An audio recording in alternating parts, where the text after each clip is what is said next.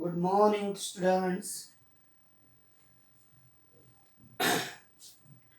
Last lecture पाहत होतो आपण रेट ऑफ रिॲक्शन आणि आज त्याच्याबद्दल बरेचसे एक्झाम्पल पाहायचे आहेत. Rate of reaction, rate of reaction, त्याच्यानंतर average rate of reaction, average rate of reaction and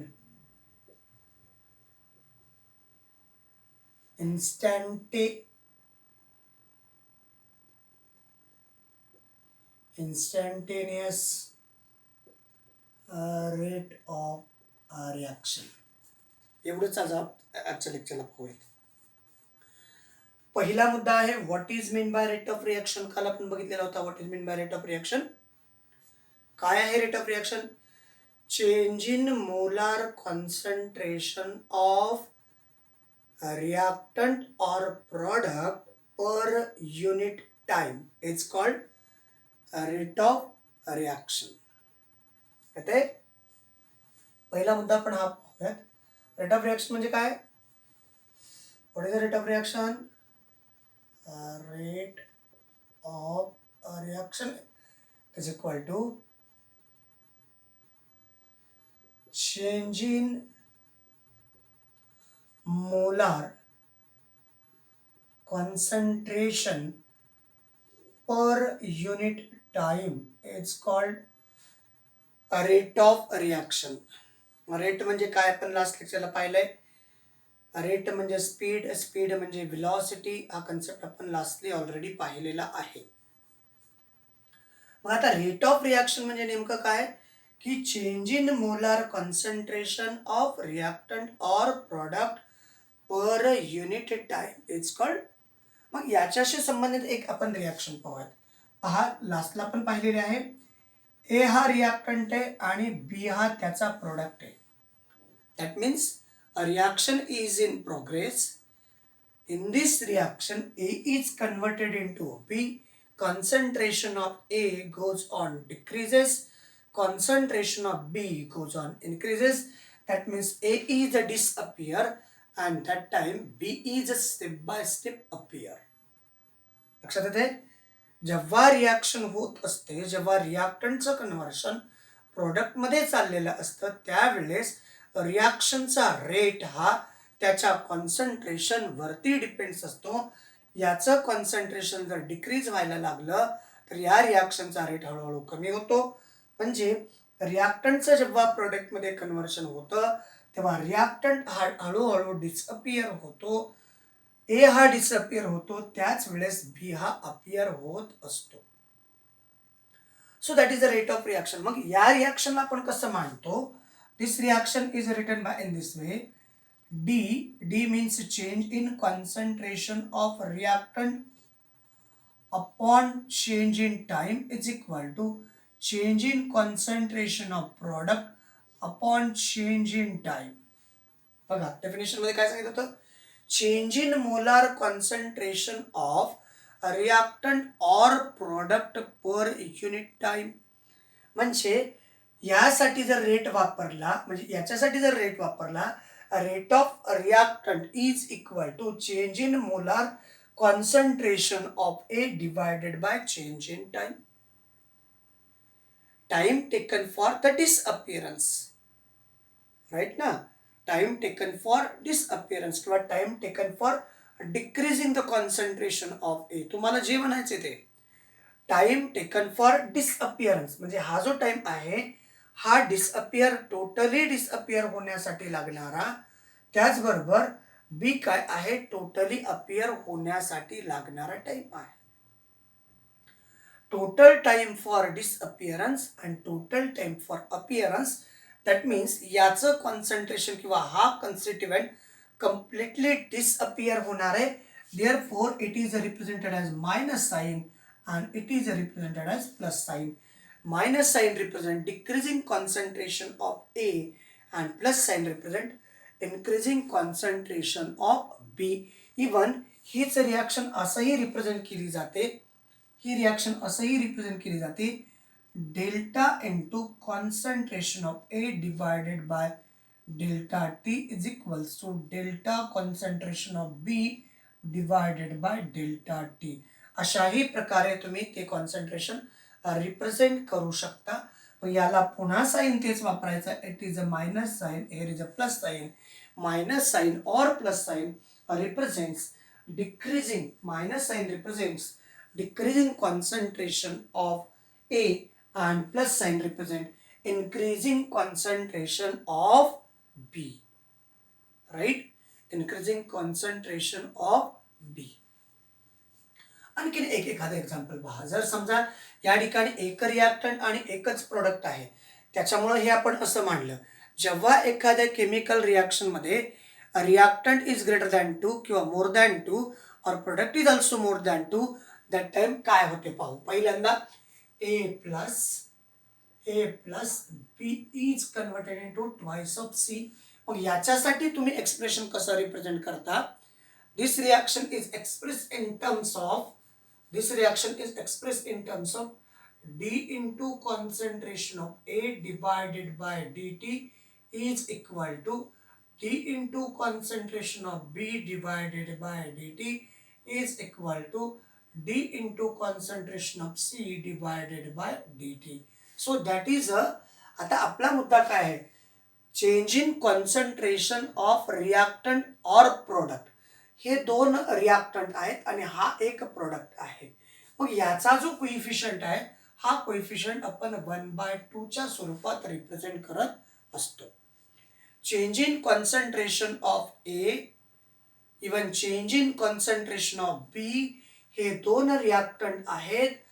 त्याचं concentration per unit time formula त्याच्यासाठी आहे, change in molar concentration of reactant और प्रोडक्ट.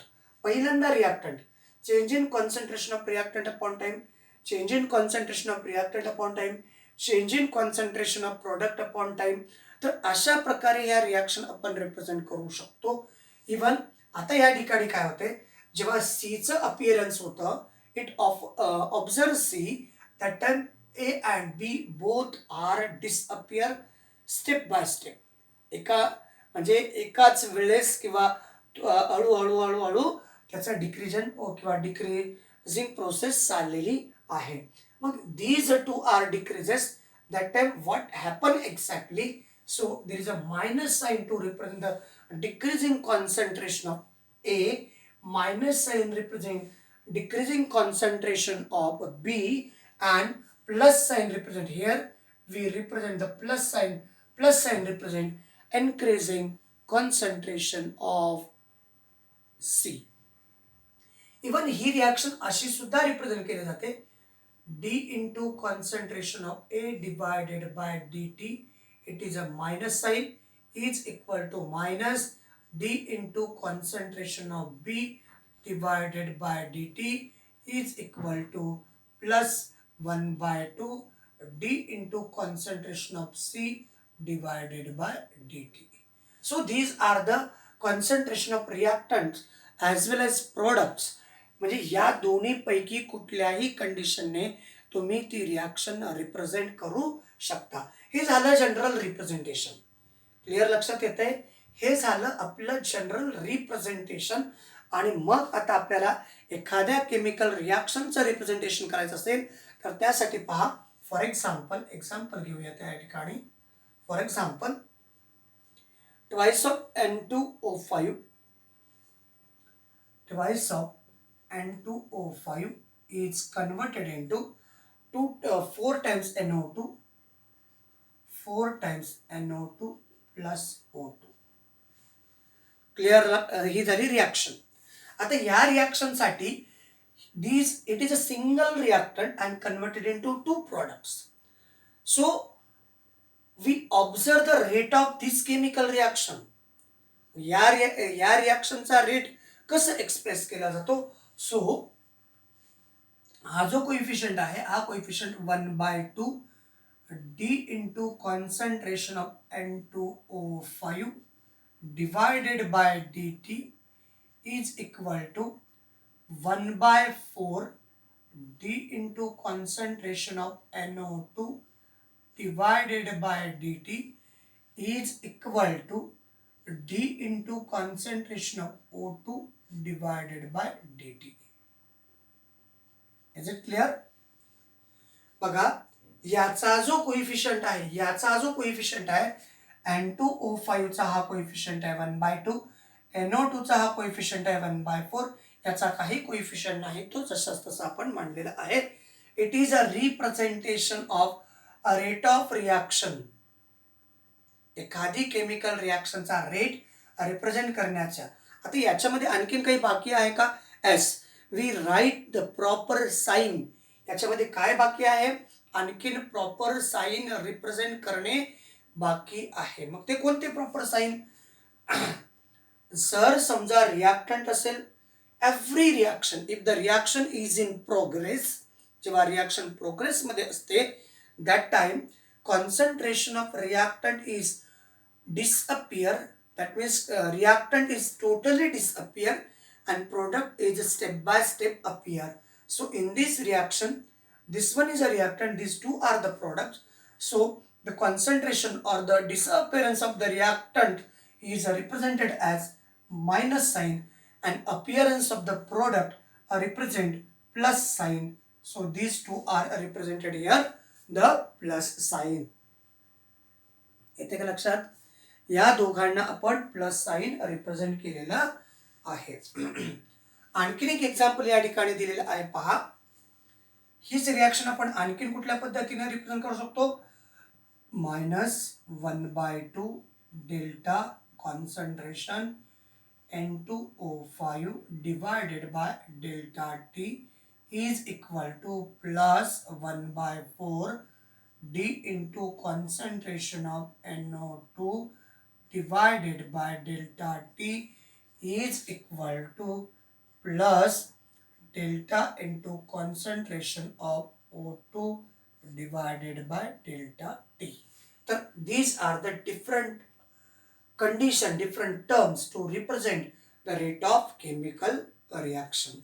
तर अशा प्रकारे या दोन्ही पैकी कुठल्याही एका पद्धतीने तुम्ही रिॲक्शनचा रेट एक्सप्रेस करू शकता.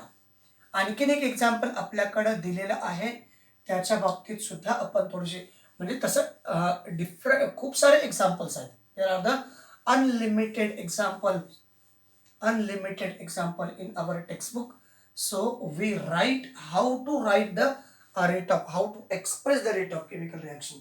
So another example, N2 plus thrice of H2 is converted into twice of NH3. So this is a reaction. In this reaction, या reaction मध्ये आपण काय मेन्शन करणार आहोत माहिती का? There are two reactant and single product. How to write this reaction in rate form? How to write this reaction in a rate form? So this reaction is expressed in rate form. There is d into concentration of N2 divided by dt. So that is the reactant, and concentration of reactant is a disappear. Therefore it is represented as a negative sign. Then is equal to 1/3 d into concentration of H2 divided by dt is equal to minus 1/2 d into concentration of NH3 divided by dt. So these are the different terms. म्हणजे हे reaction किंवा हे equation आपण या प्रकारे represent करू शकतो. Clear? हे इक्वेशन आपण आणखीन एका पद्धतीने हेच equation minus sign represent decreasing concentration of reactant. So these two are the reactant. हे दोन डिसअपियर होतील, that is the appearance. So it is represented as plus sign. हे दोघं डिसअपियर होतील तेव्हा याचं अपियरन्स होणार आहे. Therefore we write in this way. मग पुढे याला आपण असं लिहू शकतो, minus d into concentration of N2 divided by dt is equal to minus 1/3 d into concentration of H2 divided by dt is equal to plus 1 by 2 d into concentration of NH3 divided by delta t. तर अशा प्रकारे हे आपण equation represent करू शकतो. Minus sign काय represent करू शकतो? Minus sign represent decreasing concentration of reactant or product. बरोबर ना? Minus sign not for or product. Minus sign represent decreasing concentration of reactant and plus sign represent increasing concentration of product. So it is a different reaction. How to write the different reaction on the basis of rate of reaction. वेगवेगळ्या प्रकारच्या chemical reaction. हे सगळ्या reaction 3 टर्मशी related झाल्या. आणखीन एक reaction बघा. For example A plus 2B is converted into 2C plus 3D. आता ही एक 4 कन्स्टिट्युएंट असणारी केमिकल रिॲक्शन आहे. मग या केमिकल रिॲक्शन आपण these two are the reactant, these two are the product. So initially this reaction is write in this way, minus D into concentration of A divided by dt is equal to minus 1 by 2 D into concentration of B divided by dt is equal to 1 by 2. So there is a plus sign first of all. 1 by 2 D into concentration of C divided by dt is equal to plus 1 by 3 D into concentration of D divided by delta T. So this is a writing down the chemical reaction in the forms of rate of reaction. आणखीन हीच reaction आपण अशाही प्रकारे represent करू शकतो. कशा प्रकारे बघा.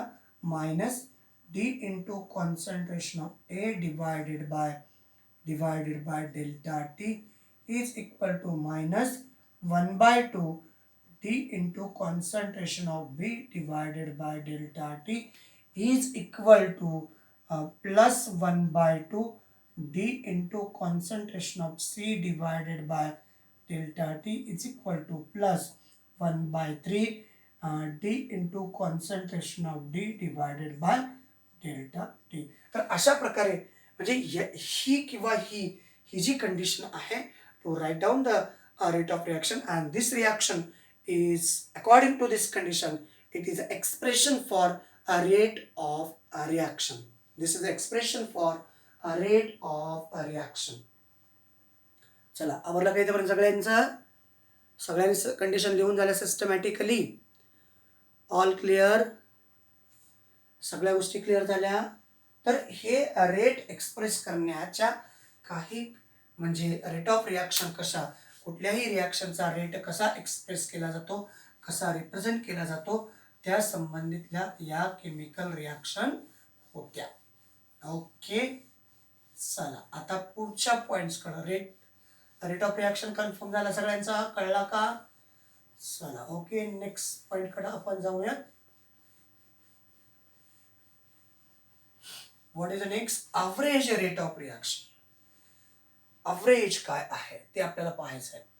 आय होप हे लिहून तुमचं कंप्लीट झालं असेल अशी मी अपेक्षा ठेवायला काही हरकत नाही.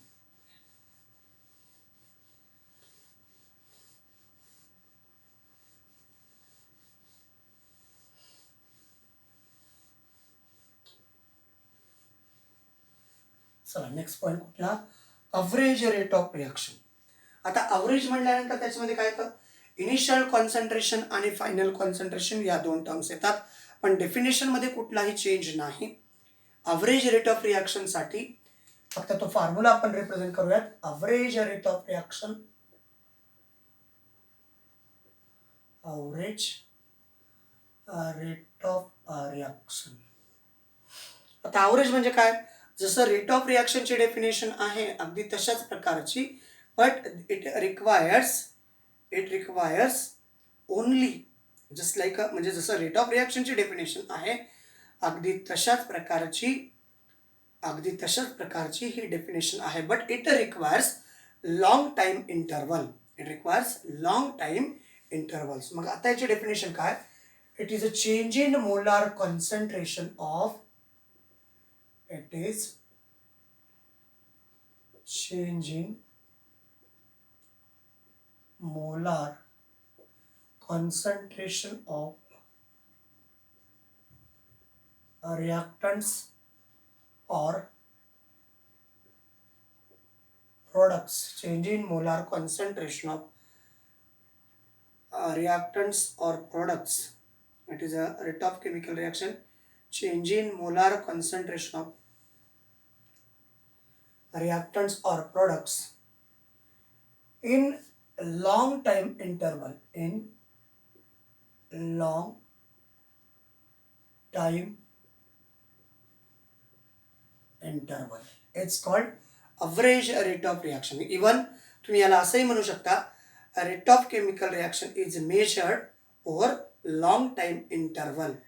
Even change in concentration in one of the reactant or product per unit time is called average rate of reaction.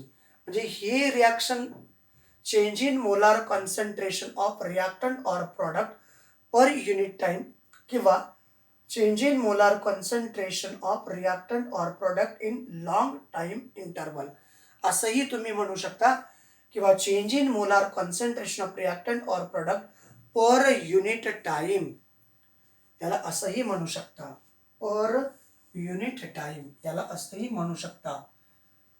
Per unit time, per unit time. It's called average rate of reaction. मग आता rate of रिॲक्शनचं unit काय होतं पहा. ही definition झाली average rate of रिॲक्शनचं. जे अवरेज रेट ऑफ रिॲक्शनचं युनिट येणार आहे तेच युनिट कोणाचं येणार आहे? रेट ऑफ रिॲक्शनचं. का? कारण दोघांच्या डेफिनेशन मध्ये सिमिलॅरिटी आहे. फक्त याच्यामध्ये अवरेज घ्यायचं आहे आणि तिथं फक्त अवरेज म्हणजे कुठून तर सुरुवात होणार आहे, कुठेतरी संपणार आहे. That is called as average. मग रेट ऑफ रिॲक्शनचे definition, rate of reaction is equal to change in molar change in molar concentration upon time. चेंज इन मोलार कॉन्सन्ट्रेशनला आपण कसं एक्सप्रेस करणार आहोत? चेंज इन मोलार कॉन्सन्ट्रेशनला आता या ठिकाणी molar concentration, molarity upon time, म्हणजे molar per time. Molar per time it is a unit of rate of reaction. Rate of reaction लक्षात आले बघा. M for molarity, molarity is express in terms of concentration किंवा molar per time. It is a molality म्हणून आपण capital M लिहिलंय. Molar per time म्हणजे molar per second, molar per minute, molar per hours, molar per week, per day. तर हे unit rate of रिॲक्शनचं आहे. अगदी तशाच प्रकारचं unit average rate of reaction साठी येतं. इथपर्यंत लक्षात आलंय? डेफिनेशन कळलेली आहे सगळ्यांना. आय होप सगळ्या गोष्टी इथपर्यंत क्लिअर झालेल्या आहेत. आपण काय केलं? रेट ऑफ रिॲक्शनचं काय केलंय? फॉर्म्युला मांडलाय. कॉन्सन्ट्रेशन कशाने रिप्रेझेंट करतो आपण लास्ट लेक्चरला पाहिलेला आहे, म्हणजे लास्ट चॅप्टर आपण सोल्युशनचा पाहिला आहे. मोलार कॉन्सन्ट्रेशन म्हणजे कशामध्ये? मोलॅरिटी. पर टाइम, पर टाइम आपण पर टाइमला ॲज इट इज लिहिलेलं आहे. टाइममध्ये तुम्ही सेकंड लिहू शकता, मिनिट लिहू शकता, अवर्स लिहू शकता, डे लिहू शकता. तुम्हाला जे जसं पाहिजे तशा पद्धतीने ती रिॲक्शन किंवा ते इक्वेशन मांडू शकता. क्लिअर सगळ्यांना? सगळ्या गोष्टी क्लिअर झाल्या असतील अशी मी अपेक्षा ठेवतो. आणि या व्हिडिओमध्ये आज आपण इथेच थांबूयात. नेक्स्ट व्हिडिओमध्ये याच average rate of reaction, instantaneous rate of रिॲक्शनला घेऊन आपण पुढच्या लेक्चरला येणार आहोत. तुर्तात इथेच थांबूयात. थँक्यू. Thanks a lot.